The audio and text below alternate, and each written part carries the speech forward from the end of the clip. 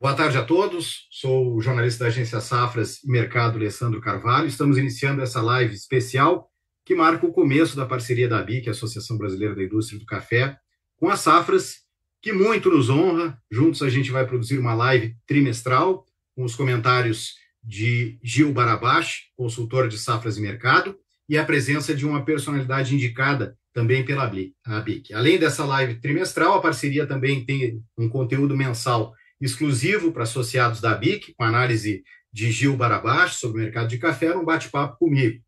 Me apresentando rapidamente, para quem não me conhece, sou jornalista da agência Safras desde 94 e trabalho direto com o mercado de café desde 97.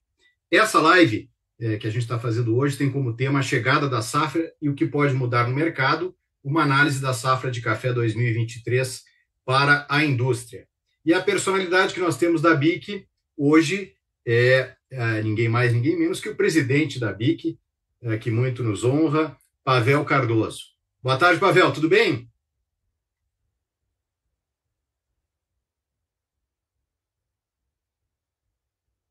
O Pavel tá com mute, tá mutado. Boa tarde, Alessandro. Boa tarde, Gil. Boa tarde a todos. É uma satisfação a gente iniciar essa parceria com as Safras e Mercados e levar cada vez informações mais confiáveis, mais técnicas para todos os nossos associados tomarem as suas decisões estratégicas para o melhor desenvolvimento dos seus negócios. Gil Barabash, meu colega, consultor de Safras e Mercado, tudo bem?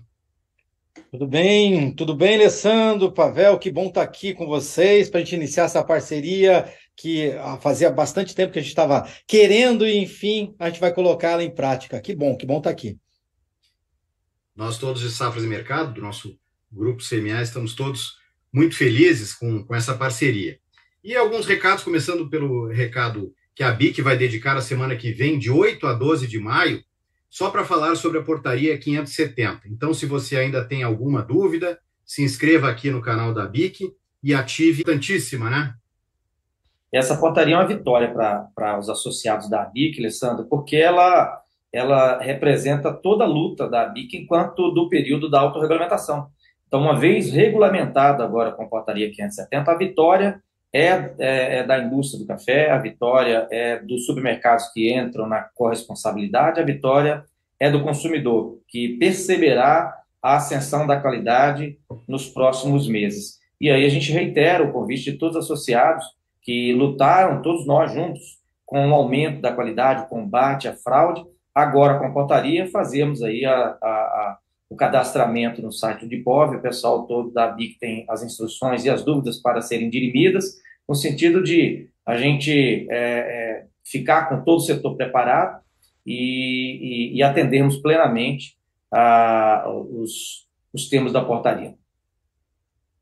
Beleza. Bom, o recado aqui que a gente tem de Safras e Mercado. Safras faz parte do Grupo CMA, é uma empresa de consultoria e informações líder do agronegócio do país. A plataforma Safras é uma ferramenta potente que reúne todo o conteúdo que você precisa para ficar por dentro do mercado.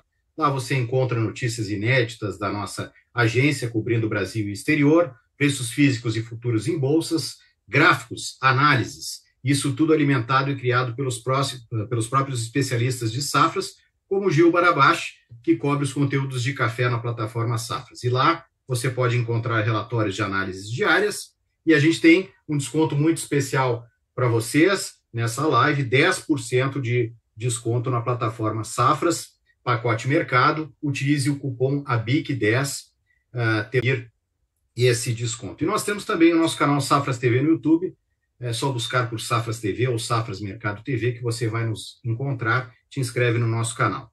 E para começar os trabalhos propriamente, depois da apresentação, nós temos o Gil, que vai fazer essa apresentação com um tema determinado para essa live, a chegada da safra e o que pode mudar no mercado. Tudo contigo, Gil. Tá certo, Alessandro. Vamos lá. Preparei aqui um materialzinho só para a gente fazer essa introdução, trazer alguns pontos aqui que eu enxergo como importante nesse momento, né? Daí para a gente discutir juntos aí. Ah,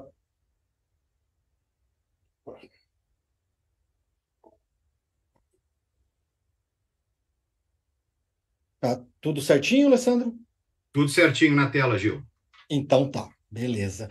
Vamos lá, então, vamos falar um pouquinho sobre essa safra que está chegando.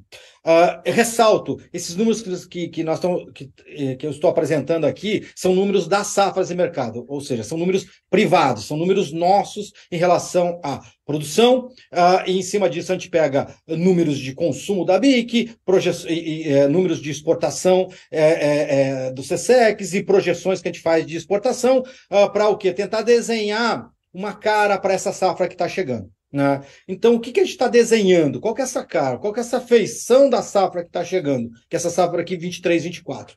A produção deve crescer em relação ao ano passado. Nós trabalhamos com uma produção aí perto de 67, 66,65 milhões de sacas, né? Acima do que foi ano passado, puxada principalmente pela produção de arábica. O que deve crescer é a produção de arábica e não a de conilon. O conilon deve ficar estável, girando em torno de 23 milhões, o que cresce é a produção de arábica, né, que gira em torno de 43,5 milhões de sacas. Essa é a nossa projeção das safras, né? Bom, então a gente trabalha com um cenário de produção maior, né, de consumo crescendo pouco, né? Então, por que crescendo pouco? Porque há uma projeção da economia andar mais devagar esse ano. Tá projetado esse crescimento em linha do que a gente imagina, ou seja, o que está sendo projetado para a economia brasileira nesse ano. Crescimento aí próximo de 1%, né? FMI fala em 0,9% de crescimento do nosso PIB esse ano de 2023. Dentro disso, então, quer dizer, um crescimento da produção, um consumo relativamente estável, o superávit, essa diferença entre produção e consumo, ele vai crescer. Cresce para 45 milhões, acima de 45 milhões de sacas.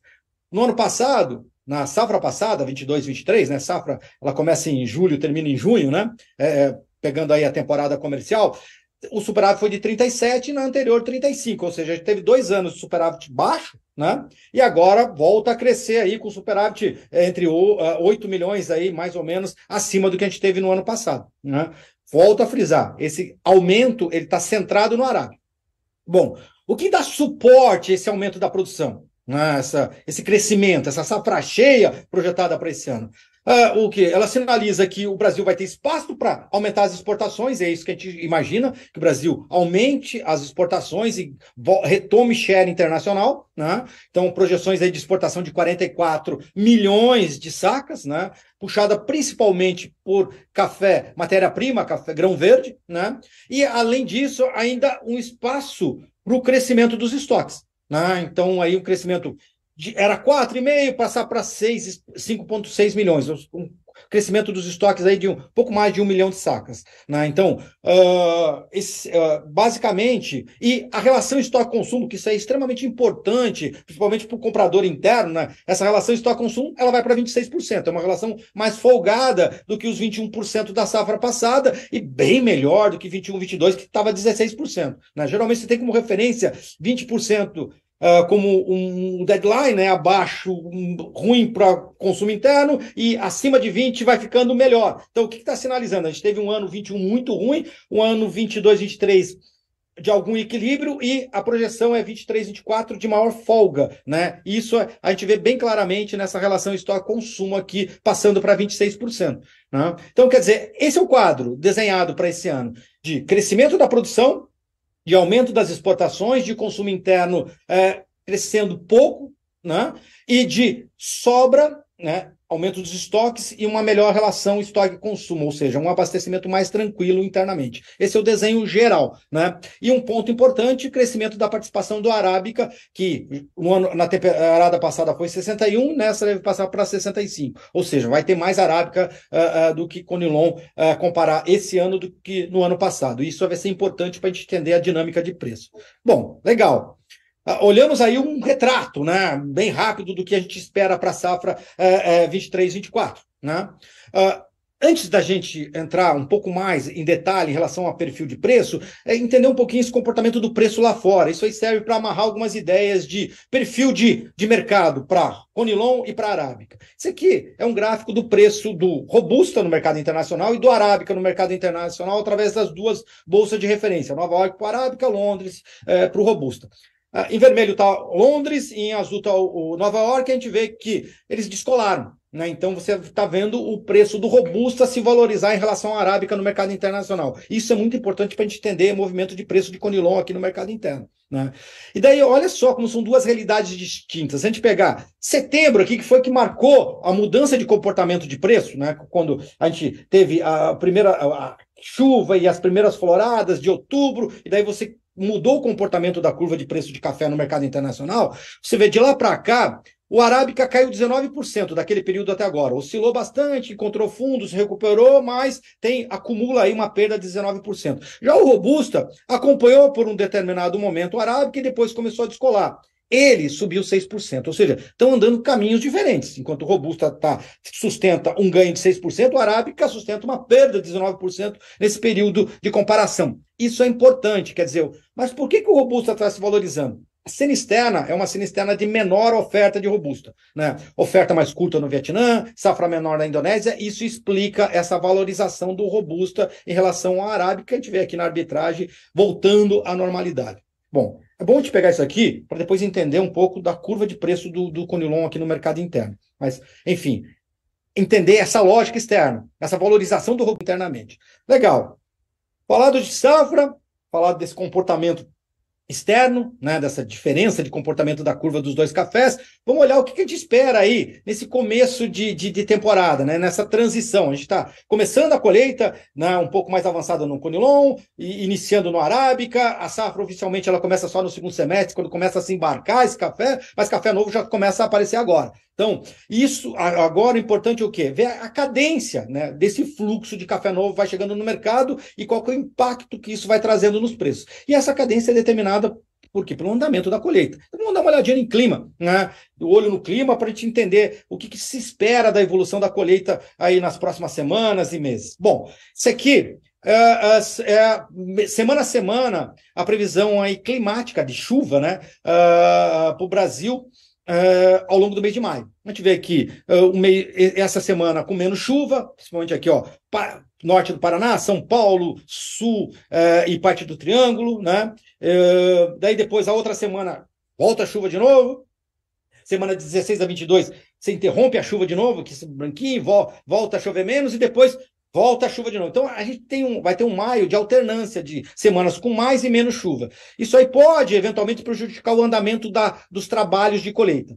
É bom para o desenvolvimento da lavoura, principalmente pensando na safra de 24, né? Então, você está aí sem mexer, sem mudar muito a questão hídrica, mas pode atrapalhar um pouquinho esse andamento, esse início de colheita, principalmente do Arábica, né? Atrapalhar um pouco o ritmo, a cadência dessa colheita de Arábica nesse mês de maio, né? Junho em diante já muda o quadro, a gente tem aí menos chuva, junho, julho também bem menos chuva e agosto, ou seja, os meses de inverno, ali esse início de inverno, de pouca chuva que é característico, né? Então a gente já abandonou a laninha, estamos num período de neutralidade climática, isso tende ao quê? Traz estações mais definidas, inverno normalmente chove menos, é mais frio do que outono. Esse outono é um outono mais quente do que a gente viu os últimos anos. Então, o primeiro ponto é que deve chover menos, né? E daí uma notícia interessante aqui do que os modelos estão trazendo é que setembro já marca o retorno das chuvas. Isso é importante, porque setembro marca a florada e já começa a se desenhar a safra de 2024. Isso já começa a mexer na curva de preço também. Então, a gente tem aqui através o slide anterior foi em cima de mapas, esse aqui é em cima de modelos, né? Esse aqui é em cima de números, né? E desenhados modelos para os meses, e os modelos estão indicando isso nesse momento, né? Vai diminuindo a chuva, isso é favorável para a colheita e para o perfil da safra, né, desse ano, e retorno da chuva em setembro, que é bom para a safra de 2024. Então, um quadro climático bem favorável, a gente está enxergando aí para os próximos meses, para o café, né? E em questão de frio, o que está indicando? Fim do Laninha, o inverno mais característico, mas ele deve ser menos rigoroso do que a gente viu nos últimos anos, ou seja, menos frequência de entradas de massa de ar polar. Não quer dizer que não vão entrar, mas vão ser menos frequente, talvez menos intensas, né? Mas é aquela questão, massa polar você tem que monitorar, tem que ver como é que ela vai se avançando, isso é muito mais próximo da chegada dela e do avanço dela para você desenhar, tem que ver as condições atmosféricas, ainda vai ficar no radar e pode trazer alguma volatilidade por conta do frio ao mercado. Mas o risco, aparentemente, é menor do que a gente viu nos últimos 2 anos. Tá. Esse é o perfil. Então, um perfil favorável à colheita, de menos risco com o inverno, né? Não que não tenha risco, mas de menos risco do que a gente viu nos últimos anos, né? Um quadro, no geral, um pouco mais favorável. Né? E daí o seguinte, em cima disso, a gente começa a olhar para preço.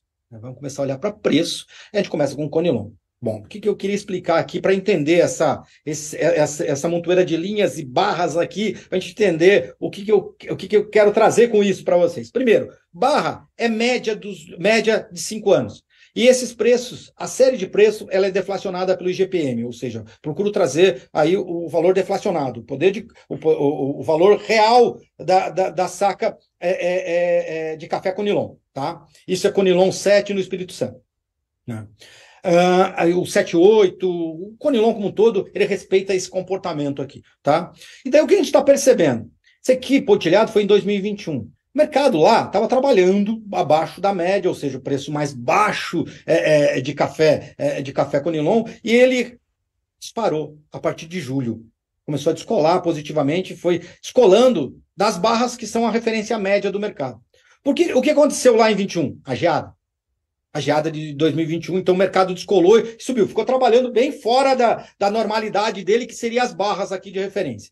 Ao longo de 22, ele continuou trabalhando bem distante, procurando alguma aproximação, aqui entrada de safra, aqui a sazonalidade de safra, depois ele descolou um pouquinho, veio caindo no final do ano de novo, né, com um desenho da safra nova, e agora, recentemente, ele voltou a descolar. Por quê? Daí está pesando aquele cenário externo. Primeiro, aquele cenário externo, e depois o seguinte, outro fator que ajuda, além dessa valorização do robusta no mercado internacional, e daí outro fator que ajudou também é o atraso na colheita. Atrasou a colheita. Chuva atrasou a maturação das lavouras de Conilon, no Espírito Santo, na Bahia, e a chuva também atrapalhou o desenvolvimento dos trabalhos, principalmente em Rondônia. Então, demorou um pouco mais para chegar Conilon no mercado. E esse gap de tempo levou algumas indústrias que tinham buraco no abastecimento a vir com mais agressividade no mercado, e isso ajudou a puxar. Então, cenário externo, com essa transição aí, com atraso na chegada de café, explica a valorização.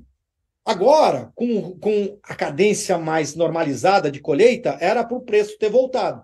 Por que não está voltando? Porque o produtor ainda está segurando um pouco a oferta, de olho o quê? No mercado externo valorizado que a gente viu no gráfico anterior. Então, isso está segurando.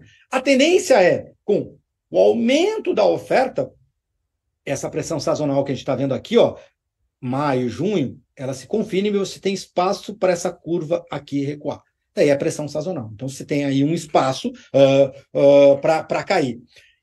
Daí, a gente vai olhar e comentar, tem um cenário externo que é um fator aí limitante, a paridade de exportação é um fator limitante para a queda, né? Porque se o preço cair demais, pode dar conta de exportação, então ele fica como limitante, então essa valorização externa cria essa barreira, mas há espaço para o preço do Conilon cair em função da questão sazonal, pressão de safra, uma safra igual do ano passado, vai ter mais café esse ano, então isso abre espaço aí para o preço cair um pouco com a pressão sazonal. Tá? Então, esse é o quadro que a gente está olhando de Conilon. Legal. Então, nesse momento, o que explica um pouquinho desse comportamento de alta, né, que a gente viu, ele ameaçou cair aqui em março, ele recuperou, né? Indo aqui, flertando com a linha de R$600, daí voltou a recuperar, então, quer dizer, ele procurando de novo, a tendência é que em entrada da safra, ele procure de novo essa linha dos R$600, né, e daí, dependendo do fluxo, da cadência desse fluxo de venda e do comportamento da indústria, principalmente de torrado e moído interna, no fluxo de compra, você pode se sustentar acima ou recuar um pouco abaixo desse nível de preço, ou seja, voltar para aquela sazonalidade normal aqui, se aproximar das barrinhas aqui. Legal. Daí um outro ponto interessante, né, que eu queria ressaltar nesse início aqui, que é o seguinte, o comportamento diferente que a gente deve ter esse ano em relação ao Conilon e ao Arábica. Né? E a gente já está percebendo isso, e esse gráfico mostra bastante.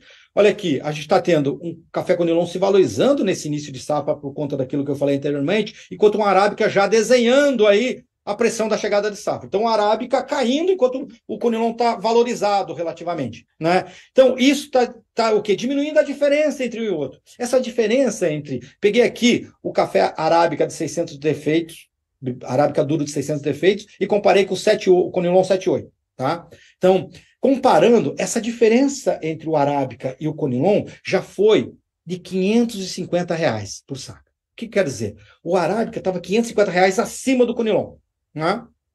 Isso explica muito da estratégia de compra da indústria no mercado interno brasileiro, né? Essa diferença agora está em 290. Ainda está alta, mas já caiu significativamente. A ideia é que, com a chegada da safra, você tem um espaço aí para os preços caírem, né? Aquela questão sazonal, né? Maior oferta, né?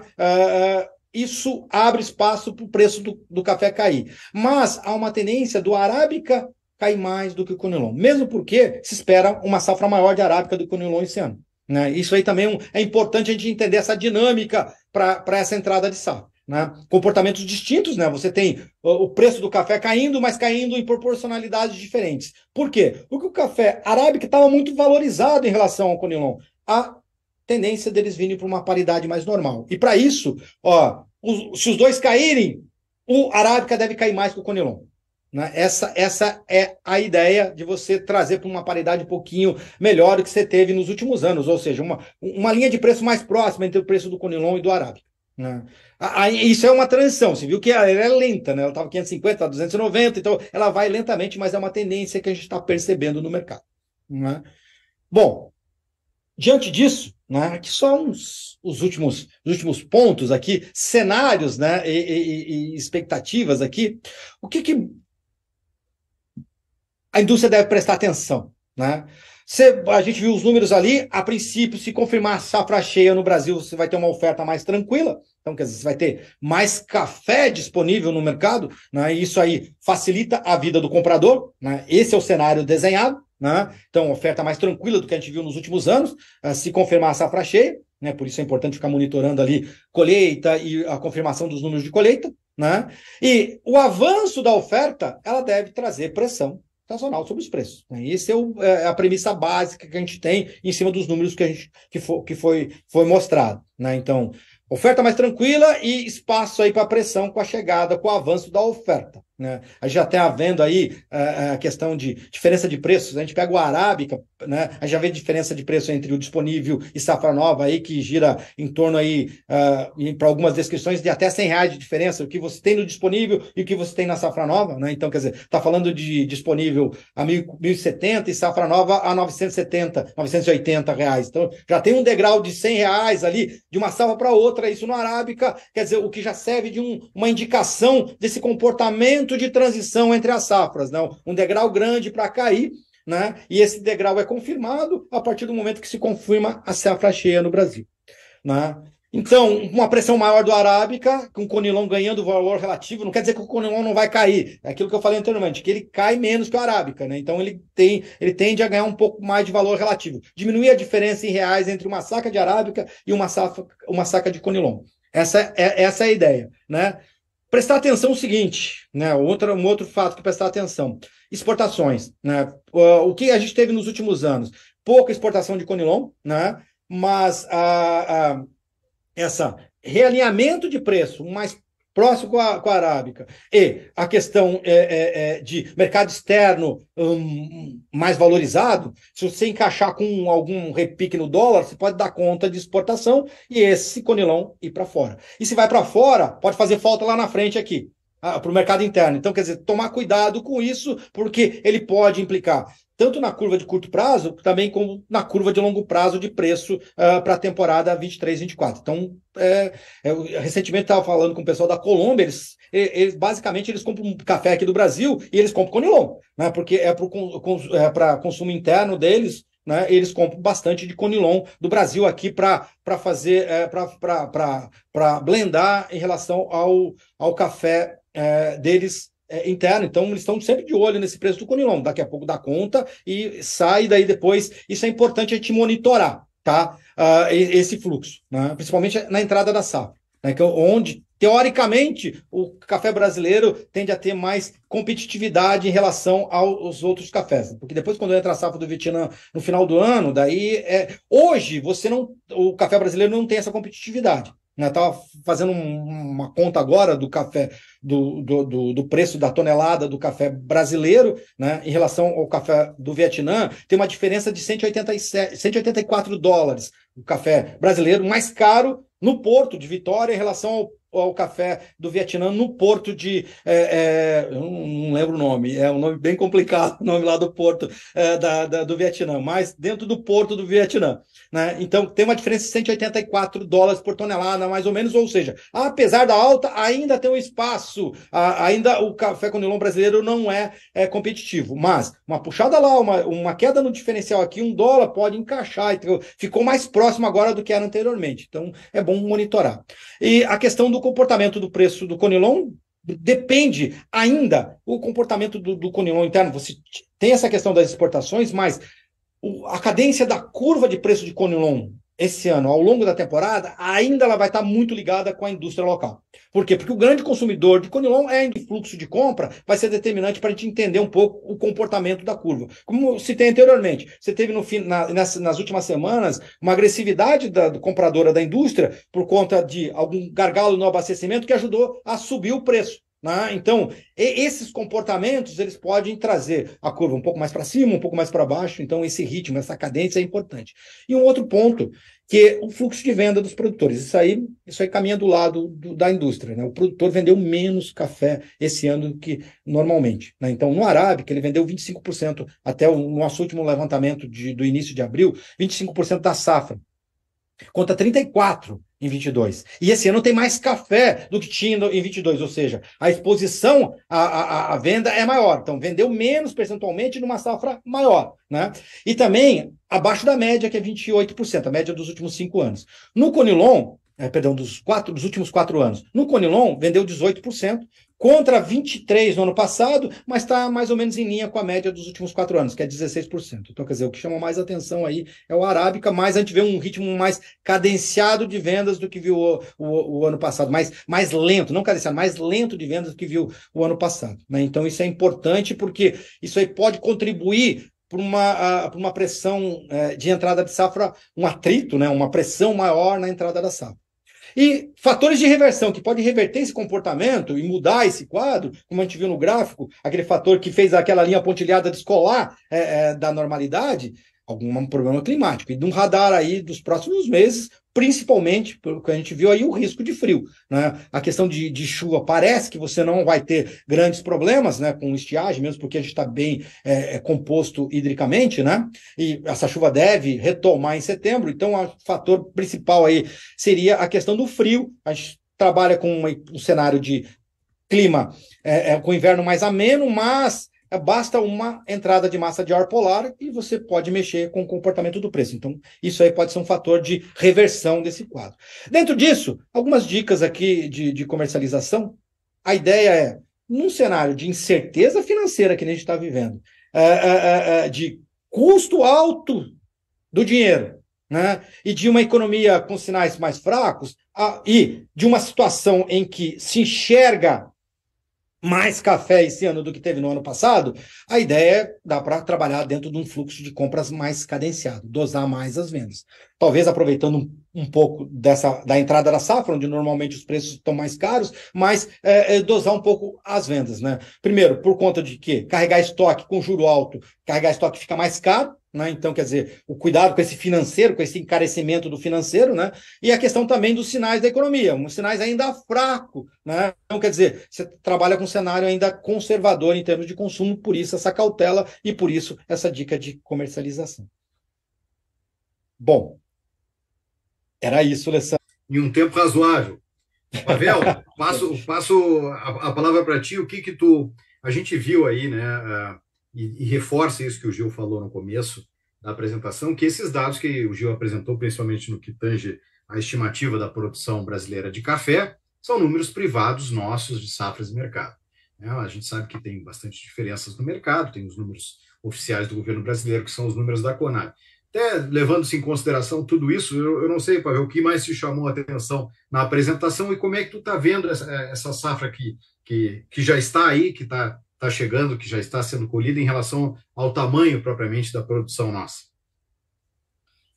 Valiosíssimas as informações do Gil, hein, Alessandro? Muito bom, Gil, obrigado. E dois fatores que me chamaram muita atenção aqui é exatamente que em função, você vê como o clima surpreende a gente, né?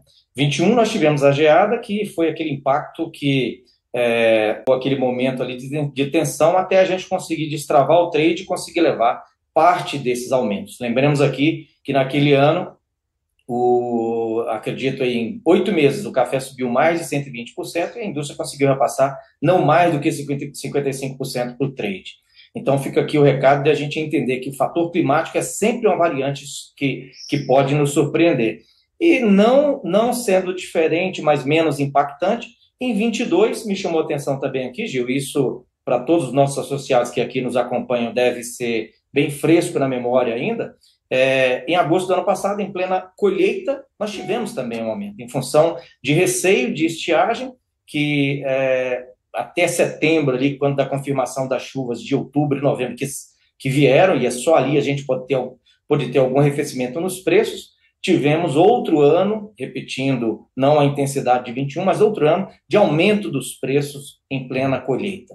Isso deixa um sinal claro aqui para nós de que a indústria deve seguir com cautela, fazendo compras realmente com um olhar muito próximo do que tem da sua necessidade dos próximos 2, 3 meses, de modo a não impactar o seu financeiro, né? Haja vista essas intempéries que pode novamente acometer a indústria. Clima é uma coisa que a gente nunca pode, é uma variante que a gente não controla. Então, fica o recado para todos nós aqui. Haja vista esses 2 últimos anos, a gente ter tido esses 2 pontos historicamente disruptivos em relação aos anos anteriores, onde no momento da colheita, normalmente o preço cai. Mas eu reforço isso porque a tendência natural é que com a demanda maior, os preços possam cair. Eu chamo a atenção tão somente esses 2 últimos anos, exatamente que, em função de fatores climáticos, isso pode nos trazer novamente uma surpresa.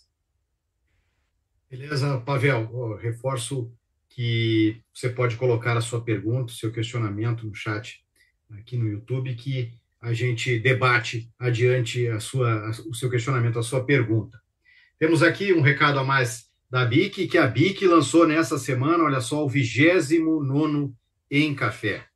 Será de 15 a 19 de novembro, no Vila Galé, Alagoas. É um evento sempre imperdível, não é, Pavel?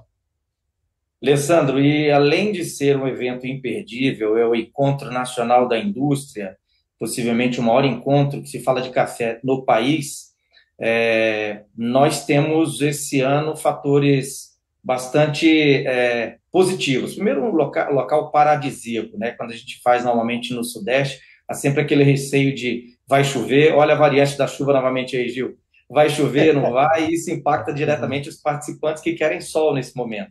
Mas o cenário é paradisíaco, Alagoas, Maceió, não deixa dúvidas, lá vai ter sol e os nossos participantes vão poder desfrutar de um vasto conhecimento que normalmente a gente enriquece com palestrantes de renome, leva informações valiosíssimas para todos os participantes e nos períodos da tarde desfrutar desse cenário maravilhoso que o Vila Galé Alagoas vai nos proporcionar. Sem falar no ingrediente do aniversário de 50 anos da ABIC, é o 29º em café, mas a ABIC faz 50 anos esse ano.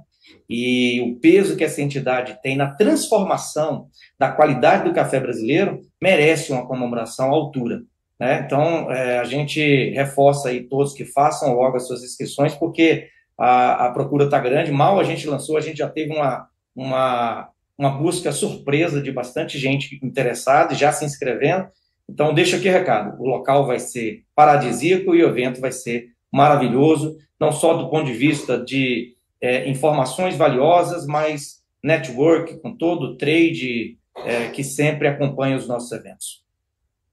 Imperdível mesmo, Pavel. Tenho orgulho de participar do Em Café desde 98, sempre muito valioso, não só por ser em cenários paradisíacos, mas é porque tem informações valiosíssimas, encontro propriamente das pessoas, né, de conversando sobre café e também uma grande vantagem que é a única conferência que eu participo que posso ficar de bermudas cobrindo o evento. Então é maravilhoso, né?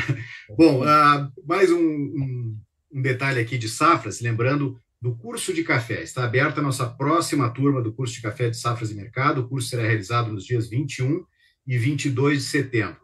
Aprenda as melhores técnicas para proteger-se das baixas, participar das altas, gerenciamento de risco, operações de hedge, negociações com fundamentos no mercado. Temos na descrição do vídeo aí o link para você ver como fazer para se inscrever no curso de café. Agora vamos propriamente para o nosso debate.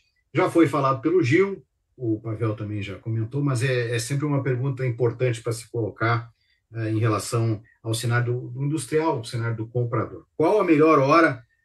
Vou passar para o Gil essa pergunta primeiro, depois o Pavel comenta. Qual a melhor hora para o industrial comprar o café com essa entrada da safra? Como comentou, Gil, aí os números de comercialização, o Brasil vem num ritmo mais lento nas vendas, tanto da safra colhida ano passado, 22, 23, quanto da safra nova, 23, 24, Gil. Olha, Alessandro, interessante, bem interessante essa pergunta, basicamente puxando um pouco, 2 pontos. Primeiro, o produtor vendendo menos do que o normal, de uma safra que é maior do que o ano passado. Então, isso deve criar um ambiente, principalmente nesse início de safra, um pouco mais favorável para o comprador. Então, esse seria um espaço interessante para a indústria aproveitar e fazer um pouco de suas compras, de suas posições, né? A questão financeira é importante.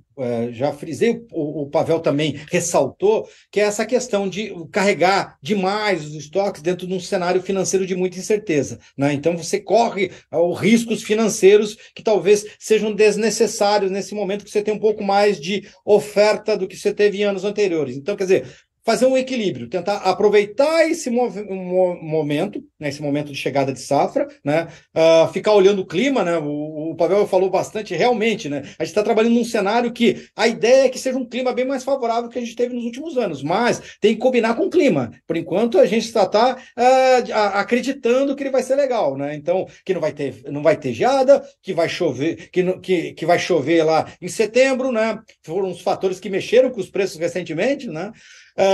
Bom, que pode trazer algumas volatilidades, fazer o preço subir em alguns momentos que normalmente não sobem, né? Essa instabilidade climática ela pode mexer com o preço, mas teoricamente a entrada da safra é um momento interessante para fazer reforçar um pouco a posição, mas mantendo uma certa cautela diante de toda essa incerteza financeira e desse cenário econômico mais carrancudo que a gente tem para 2023. Então, quer dizer, trabalhar de uma forma mais conservadora o ano de 2023 é importante, mas eu creio que a entrada da safra seria um momento interessante para se posicionar em relação, um pouco mais em relação às compras de café.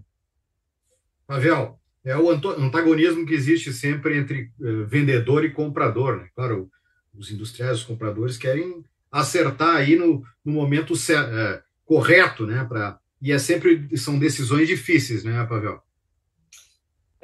São sempre decisões que permeiam a cabeça do industrial na hora de fazer as suas reposições, né?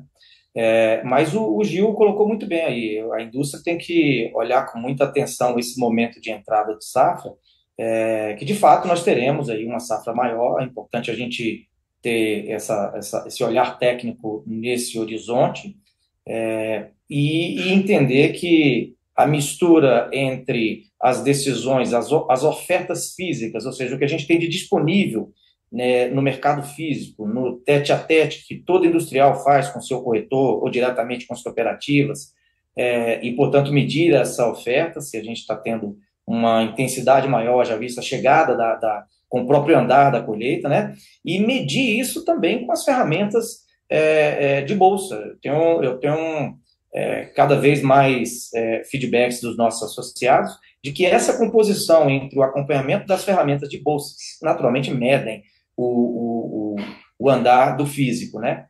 Mas acompanhando sempre o que há em bolsa e o mercado físico, são os dois coeficientes que vão somar o poder de decisão do associado, da indústria brasileira, de fazer as suas reposições estrategicamente, cada uma delas aí, de acordo com a própria demanda que cada um tem, né? Beleza. Pavel, agora eu passo primeiro para ti aqui, ó. como é que tu vês a indústria se preparando para o consumo neste ano de 2023? Pode-se falar em otimismo em relação ao crescimento quando a gente olha para 2022? Deixa eu puxar um pouco aqui o histórico que nós tivemos com esse programa da autorregulamentação. Imaginemos nós que num programa de autorregulamentação, portanto, a indústria, reforço bastante isso, a autorregulamentação foi a indústria fiscalizando ela mesma. E esse processo, a BIC não teve poder de polícia, né? Então, é um processo educativo. Demorou 33 anos, mas saímos de um consumo per capita beirando 2 quilos per capita, 2 quilos por habitante, e chegamos agora a 22 a quase 4,8 quilos. Isso a gente medindo no torrado moído, Alessandro. Se a gente falar de verde, quase 6 quilos. E todo o consumo médio per capita no mundo se fala de consumo de verde. Então, a gente está acima dos Estados Unidos, que é 4,2, mas ainda abaixo de Canadá, que é 6,2, e dos países nórdicos, que consomem ali 12, 13 quilos por habitante. É muito café, né? Mas, resumindo a sua pergunta, se nós, num processo educativo de autorregulamentação, melhoramos, ainda demorando um tempo grande para isso, foram mais de 3 décadas, mas conseguimos melhorar o consumo per capita, sem esse poder de polícia, agora, com a regulamentação do mapa, é natural que a gente entregue qualidade cada vez mais ao nosso consumidor e esse consumo tende a aumentar. Nós trabalhamos também com esse número aí que o Gil colocou, uma estimativa de crescimento assim, em torno de 1%, talvez um pouquinho mais do que isso, portanto, a gente segue otimista, esperando a resposta do consumidor, que entregando qualidade, ele compra mais, ele bebe mais café. Esse é o nosso sentimento. E a indústria brasileira, toda ela associada da BIC, sempre defendeu a qualidade. Com a portaria, nós temos o elemento adicional, que, regulamentado esse ambiente, teremos o apoio do supermercadista, que vai blindar todo qualquer fraudador que não tem espaço mais. O consumidor não aceita mais isso. E, portanto, como sempre foi bandeira da BIC, entregar qualidade resume aumento do consumo. Portanto, seguimos otimistas dentro dessa dinâmica de cenário que aqui a gente elencou. Gil, como tu apresentou em teus números, a gente tem esse perfil crescente, graças, a gente tem que sempre falar nisso, ao trabalho da BIC, né? Que realmente desde lá o selo de pureza, né? Começo dos tempos que se preocupou com isso, é notável a explosão no consumo no Brasil. É um consumo que é crescente mesmo com todas as adversidades econômicas lá de fora e daqui, né, Gil? Sim, sim. É um crescimento pequeno, conservador, porque o momento é um momento que requer esse cenário, né? Cenário mais conservador em relação às perspectivas, né? De crescimento da economia, de questão de renda, renda interna, isso tudo afeta, de certa forma, o perfil de consumo e não restringe só ao café. Qualquer cenário em termos de consumo interno, ele vai ser mais cauteloso esse ano por conta do que a gente tem nesse momento, né?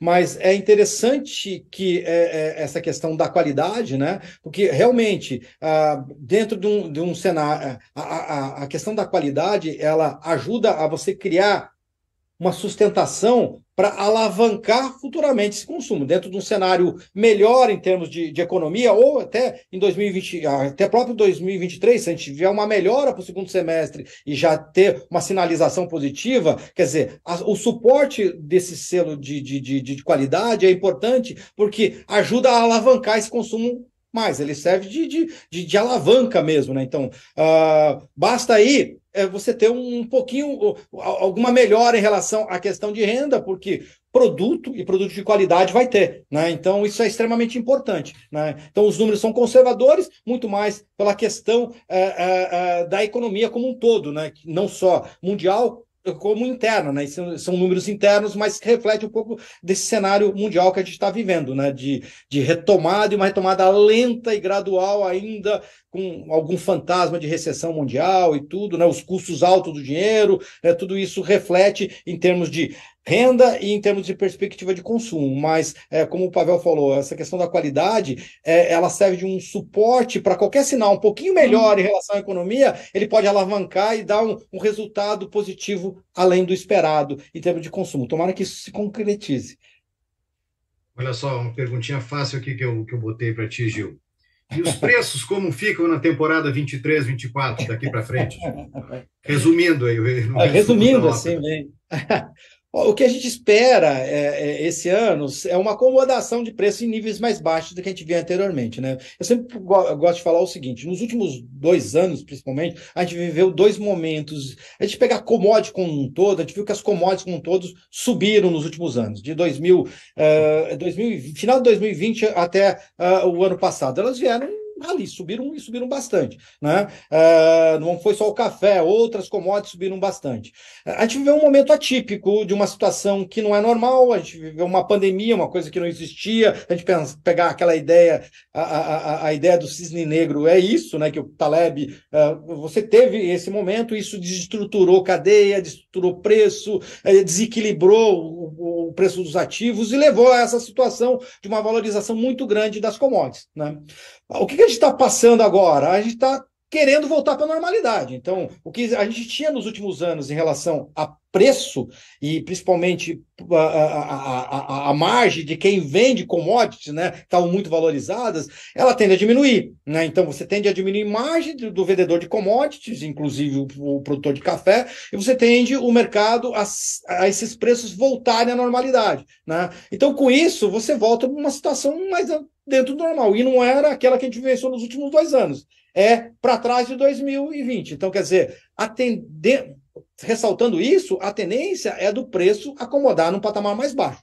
Essa é a ideia. Mesmo porque, além dessa questão dessa recomposição dos preços, né, e dessa de recomposição dos preços ativos, essa acomodação financeira, você também tem um fator que a gente, nos últimos 2 anos, no café teve uma geada, uma coisa que não é muito comum de acontecer, né? Então, e daí você teve quebra de produção. A ideia é que você volte para uma produção normal nos próximos anos, 22, 23, 24, e isso tudo contribui para uma curva de preço mais próxima da normalidade, e daí preços mais achatados. Esse é o cenário, né? O cenário que a gente está trabalhando para esse ano, então é o cenário base para esse ano de 2000, essa temporada 23-24, né? De preços mais baixos e margem mais estreita para o produtor e um custo mais baixo para a indústria para comprar a matéria-prima café. Pavel, o que tu acha dessa tendência de acomodação aí que o Gil comentou? Nós tivemos uma disrupção ali, principalmente em 21, quando da geada, né? Ela quebrou um pouco essa alternância da bianualidade e, de certa forma, traz alguma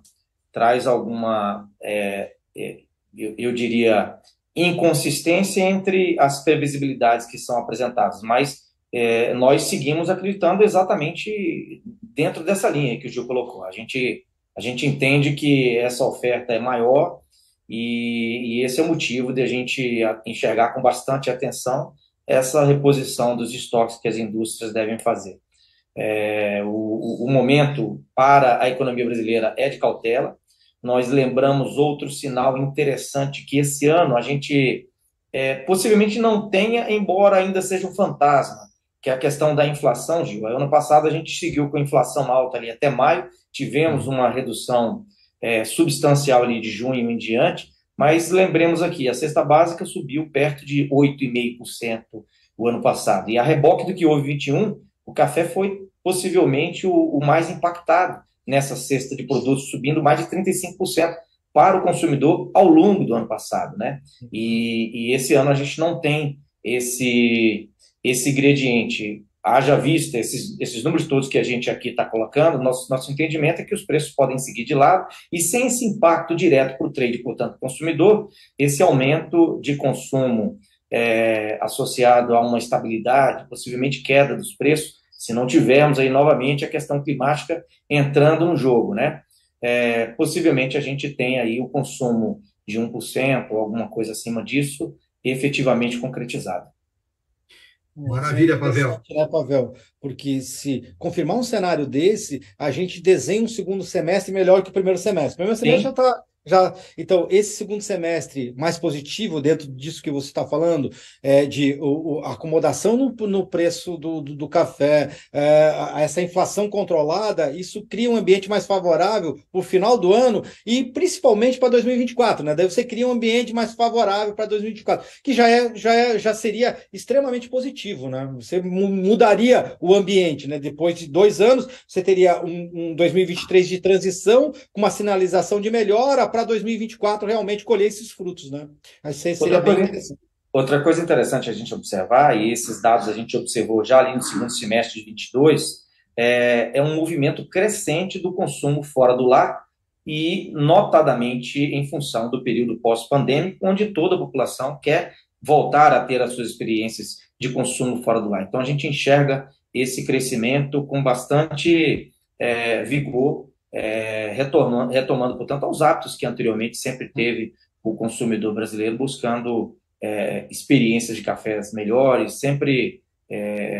e as cafeterias tendem a seguir esse movimento, né? Esse movimento é crescente, esse é um sentimento que a gente tem, que o consumo fora do lar também seguirá vigoroso. Que bom.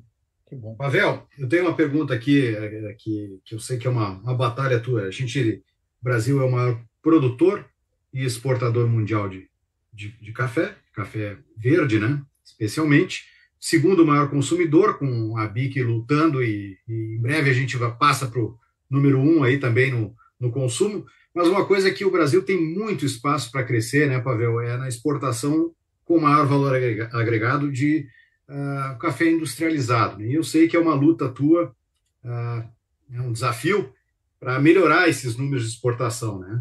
O que dá para se dizer? Quais são as tuas perspectivas, expectativas sobre o Brasil conseguir vencer essa luta aí? Ô, Alessandro, em todas as conversas a gente busca destravar essa questão do consumo, da exportação do produto acabado, como realmente um desafio, né? E você falou bem, essa é uma das bandeiras que a gente resolveu pegar para melhorar o valor agregado e deixar parte do valor que o mundo consome do nosso café dentro do nosso país. Olha que dado interessante, eu sei que vocês naturalmente têm isso, mas levando isso para o nosso associado, o Brasil produz entre 35% e 40% do café do mundo, né, e exporta 29%. Se você for falar em volumes exportados, o que cada país produtor exporta? 29% o Brasil exporta.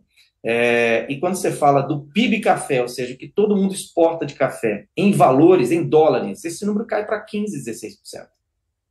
Por que países que compram o nosso café verde conseguem faturar quase próximo do valor que nós, produtores, quase 40% do café do mundo, exportamos? Não faz sentido um negócio desse. Quer dizer, normalmente você deveria ter essa transferência de valor em forma de produto acabado. E aqui vai um outro dado. Do volume exportado, dado da Secafé, o ano passado, foram 9,2, 9,3 bi de dólar, né?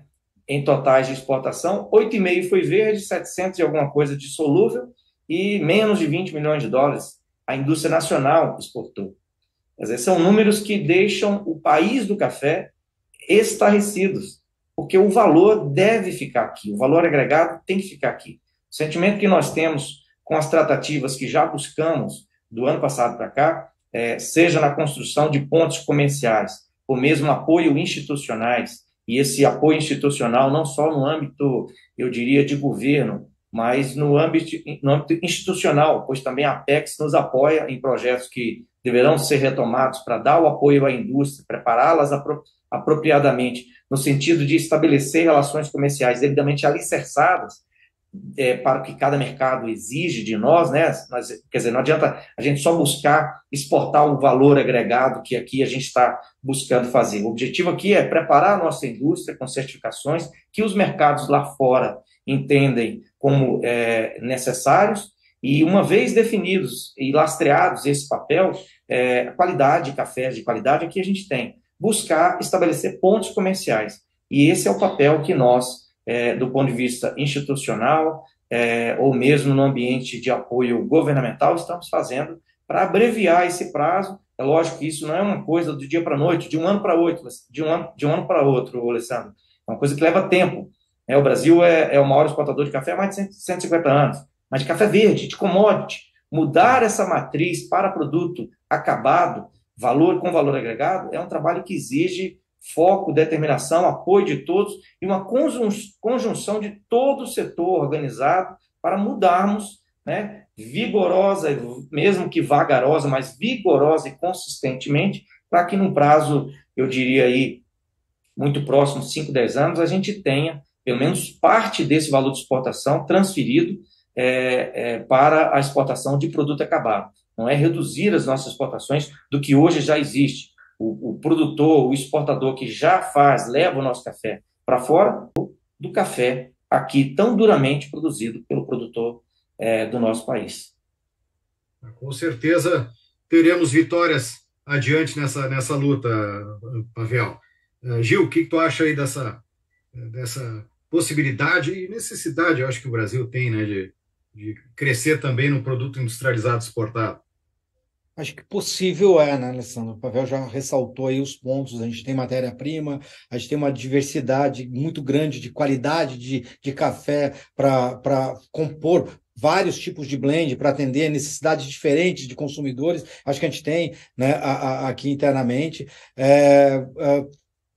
Tem que vencer, acho que principalmente algumas barreiras tarifárias, né, algumas restrições que não deixam entrar o produto acabado, industrializado, com valor agregado maior. Essa diferença impressiona bastante, né, porque se a gente pegar em termos de receita de exportação, a gente vai ver alguns países que não produzem café na frente de muitos países que produzem café em termos de receita com a venda. A Alemanha é um exemplo desse, Itália, são países que não produzem café e se você colocar só em termos de receita com a cadeia café, eles faturam e faturam muito, né? É um espaço que poderia ser ocupado, a gente não quer pegar todo o espaço, mas é que é um espaço para o café brasileiro chegar também na Europa, nos Estados Unidos, na Ásia, enfim, com marca já preparado, já blendado, enfim, vender esse café lá fora, ele industrializado, seja do formato que for, né? E formatos existem, a gente pode atender essa necessidade do cliente lá fora, né? Me espanta, eu acho que tem espaço sim. Vai ser uma briga difícil, pô. É uma briga difícil porque faz tempo que está, mas eu acho que é importante que isso aconteça, porque a gente precisa estar chegando num ponto que a gente tem que começar o quê? A agregar mais valor à venda do nosso café. Né? A gente tem que começar a. Não que não haja espaço ainda para a venda de matéria-prima. Sim, vai continuar havendo espaço, mas é bom a gente crescer em outros segmentos, de maior valor agregado e de valores de produtos mais industrializados, mais acabados. Eu acho que tem espaço para isso, isso é importante porque vai trazer uma receita que a gente não tem ainda e tem muito espaço para conseguir. Ô Gil, deixa eu concordar e enriquecer essa observação que você colocou em relação à Alemanha. Quando a gente fala de PIB do café, Alessandro, o Brasil, como eu mencionei, responde por 35%, 40% de produção. Quando você fala de exportadores, 29%, então já cai, quando você fala de volume físicos exportados. Mas quando você fala de PIB do café, quanto que fica essa fatia na mão do Brasil, né? 15%, 16%. E, pasmem, a Alemanha e a Suíça, que não plantam um pé de café, representam, respectivamente, aí 8% e 9%. À frente da Colômbia, que produz café. E outro dado que é interessante, em 21, a Colômbia foi o terceiro país que mais comprou café do Brasil, que mais importou café do Brasil, em 22, o sexto. O que faz a Colômbia importar café brasileiro? Na Bolsa de Nova York, que é sabido por todos, tem variando aí entre 25% e 30%. Quer dizer, os colombianos importam os nossos cafés e adicionam, sem trabalho nenhum, 25%, 30% e exportam para os Estados Unidos café verde. E nós produzimos esse café. Então, temos que desenvolver esforços conjuntos. Há um sentimento de todos os parceiros, todas as outras entidades, eu diria aí, co-irmãs da ABIC, e parte da engrenagem desse universo café que aqui todos labutam, no sentido de buscarmos estreitar essas diferenças, essas equivalências e deixar parte desse valor, substancial parte desse valor, dentro do país que somos, que produzimos 30%, 40%, 35%, 40% do café do mundo. É muito justo essa demanda que a gente busca. Não é fácil. Você bem colocou, Gil, o desafio é grande. E quando a gente trata dessa questão de exportação de produto acabado, eu ouço muitas vezes frases desanimadoras de que não adianta, isso não funciona e tal. Mas é exatamente porque o desafio existe, mas a coerência entre exportar commodity, produto acabado, deixar valor agregado aqui dentro, ela é pertinente, ela é absolutamente imperativa em outros produtos, em outros, e exemplo para outros países que produzem nada e exportam produto de valor agregado, e aí está a riqueza do seu PIB, que a gente enxerga isso como um desafio positivo e assim nós vamos buscar. E podemos chegar lá mantendo o crescimento de exportação de café verde e crescendo também no produto industrializado, tem espaço para todo mundo, né? É isso aí. Deixar bem claro isso aí. Bom, a gente vai se encaminhando aqui para o encerramento da nossa live, dando recados finais. Primeiro da BIC, se você gosta de corridas de rua, participe da Coffee Run, etapa São Paulo, e venha comemorar o Dia Nacional do Café com a BIC. Inscrição e mais informações no site coffeerun.com.br. E de Safras e Mercado, temos demonstração da plataforma Safras, que reúne todo o conteúdo do agro que você precisa para ficar por dentro do mercado. É uma ferramenta potente onde você vai encontrar notícias inéditas, preços físicos em bolsas, também no mercado futuro, gráficos, análises, tudo alimentado e criado pelos especialistas de safras como nosso Gil Barabashi. E a cobertura de commodities é bem ampla, vale a pena conferir, são 7 dias gratuitos, a nossa plataforma pode te ajudar muito no dia a dia, o link está na descrição aqui no YouTube, e também você pode pedir a sua demonstração gratuita entrando simplesmente em safras.com.br, que tem tudo lá. Abro espaço para os nossos amigos para recados finais, primeiramente com nosso ilustre Pavel. Pavel, mais uma vez reforçando o orgulho que temos em Safras e Mercado e CMA de termos essa parceria com a BIC. Muito felizes, Pavel. Ô, Alessandro, a satisfação é toda nossa da gente iniciar essa parceria com vocês, porque a gente sempre menciona nas reuniões internas da ABIC a vontade de a gente entregar números com cada vez mais acuracidade para os nossos associados. E aproveitando como recado final aí a observação que você fez da Coffee Run, eu rememoro aqui os nossos associados, eu tenho certeza que da mesma forma que eu, lembram com um saudosismo muito positivo a figura do Dr. Daci, que por mais de 3 décadas estudou o café, é um médico cientista que desbravou esse mundo com parceria com a Universidade de Vanderbilt e conseguiu, e não por outro motivo, hoje toda a comunidade médica enxerga de maneira uniforme, uníssona, que o café faz muito bem para a saúde. Se vocês devem lembrar que ali na década de 80, possivelmente 90, a gente tinha um estereótipo bastante negativo em relação à percepção que o café trazia para a saúde. O Dr. Daci é ator principal nessa luta que quebrou esse estereótipo, e hoje nós temos o amplo e uníssono entendimento de que não só não faz mal, mas faz muito bem. E essa conexão de café e saúde, ela é o melhor exemplo disso, é exatamente a Coffee Run. Café é não só um momento de reunir a família, mas é um momento de energizar a vida. É um pré-treino fabuloso. Eu posso falar porque faço isso nas minhas rotinas de exercícios e convido a todos aqui que nos ouvem, os nossos associados, tenho certeza, são replicadores desse conceito, mas a Coffee Run, ela endossa o conceito café e saúde. E fica aqui como convite a todos os associados nessa etapa de São Paulo, também fazer as suas inscrições, levar as suas famílias, e é um movimento bastante bacana, bastante gostoso, todos estarem presentes. Então, tomar um café logo cedo pela manhã e logo às 7 horas para a largada, para a corrida. Que beleza, é verdade, café e saúde tem tudo a ver. Lembro do Dr. Daci e das palestras dele, associando e desmistificando essa bobagem de que o café fazia mal para a saúde. Muito pelo contrário, faz muito bem.